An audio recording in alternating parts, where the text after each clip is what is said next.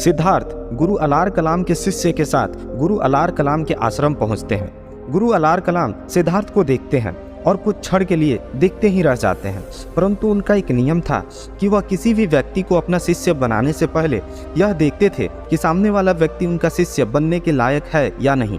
सिद्धार्थ गुरु अलार कलाम को प्रणाम करते हैं, परंतु गुरु अलार कलाम उनको अनदेखा सा कर देते हैं। सिद्धार्थ थोड़े से विचलित होते हैं क्योंकि वो अलार कलाम के शिष्य बनना चाहते हैं और गुरु अलार कलाम उनको ठीक से देख भी नहीं रहे। सिद्धार्थ गुरु अलार कलाम से बात करने का प्रयास करते हैं, परंतु अलार कलाम उन्हें अनदेखा कर देते हैं।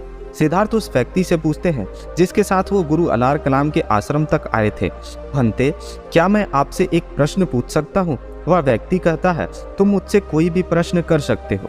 सिद्धार्थ पूछते हैं, क्या गुरुदेव मुझे अपना शिष्य नहीं बनाएंगे? वह व्यक्ति कहता है, तुम ऐसा क्यों सोच रहे हो?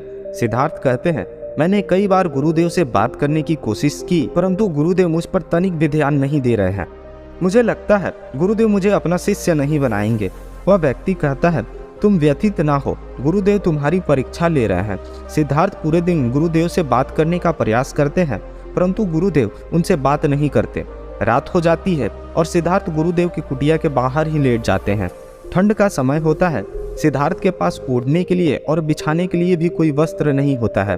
वो नीचे ही गुरुदेव के कुटिया के बाहर लेट जाते हैं और जब गुरुदेव सुबह सोकर उठकर अपनी कुटिया से बाहर निकलते हैं तो वो सिद्धार्थ को अपनी कुटिया के बाहर ठंड में सोते हुए देखते हैं। सिद्धार्थ को इस तरह ठंड में लेटा देख गुरुदेव चौंक जाते हैं और अपना एक वस्त्र सिद्धार्थ को उठा देते हैं।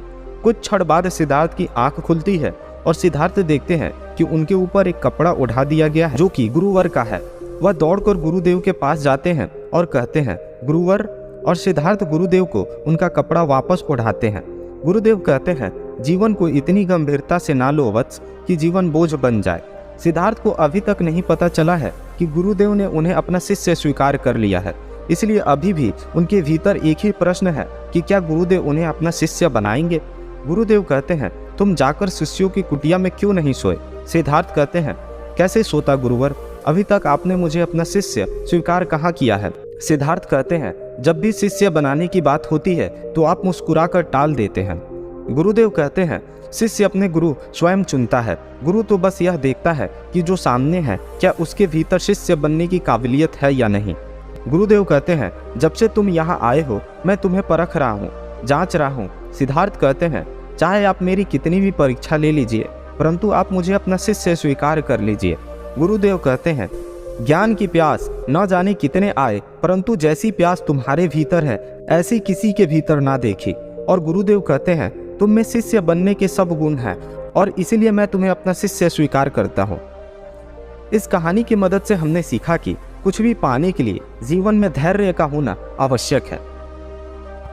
दोस्तों, वीडियो अच्छी लगी तो लाइक एंड शेयर करें और चैनल को सब्सक्राइब करें। Thank you, thanks for watching.